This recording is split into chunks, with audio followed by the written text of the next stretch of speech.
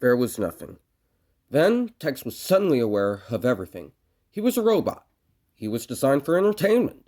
He was owned by an audio and visual company called THX. Exactly 2.5 seconds ago, he was turned on for the first time. He knew words. He knew objects. He knew how to use those objects. Then Tex used his eyes. He was in a robotics lab. In front of him was a large glass window. Behind the glass was a large group of people in lab coats who appeared to be cheering. Two of them even appeared to be crying out of happiness. Tex was run on the most advanced and unstable AI system ever created. The people in front of him had tried several times to make him work and had finally done it. With that, Tex's life began. He lived in the THX headquarters, acting as a tourist attraction. People would come to see the robot, and he would entertain them however he could.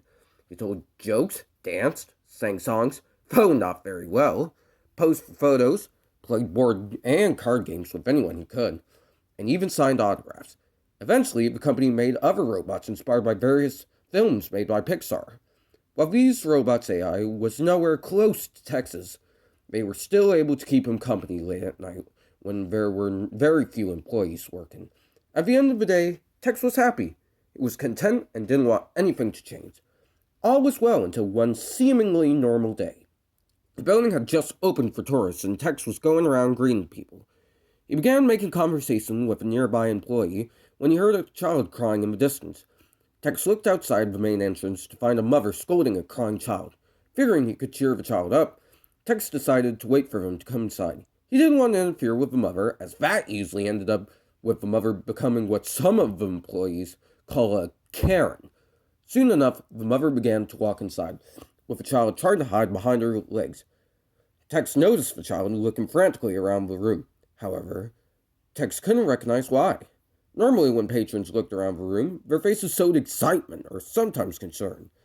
This child had neither of those expressions. Tex walked up to introduce himself, tried to cheer the child up and provide assistance if needed. Then the child saw Tex. The child's face instantly transformed into a look Tex had only seen one other time. Tex had been working in a storage room, moving boxes around, when a nearby employee screamed behind him. The employee pointed at himself, where a large spider sat, wearing the same look the child now wore, the look of terror. Tex looked behind him to search for a spider the child might be scared of. He found no spiders. Then Tex remembered hearing that some children might be afraid of the robotic characters. The nearest character was in another room, far out of view of the child. Not knowing what else to do, Tex turned back to the mother and child. He tried to introduce himself. "Hello! Welcome to THX headquarters. My name is Tex, and it is my pleasure to help you in any way I can." I couldn't help but notice, but was cut off. The child looked at Tex dead in the eyes and screamed.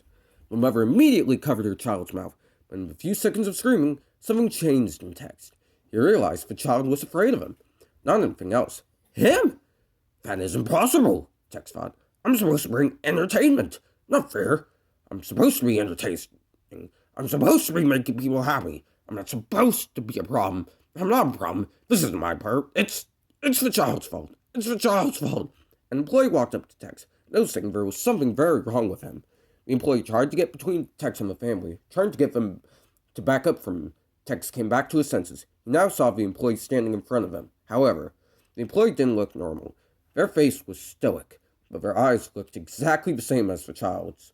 Full of terror, millions of thoughts and responses went through Tex's mind at that moment, but only one stood out.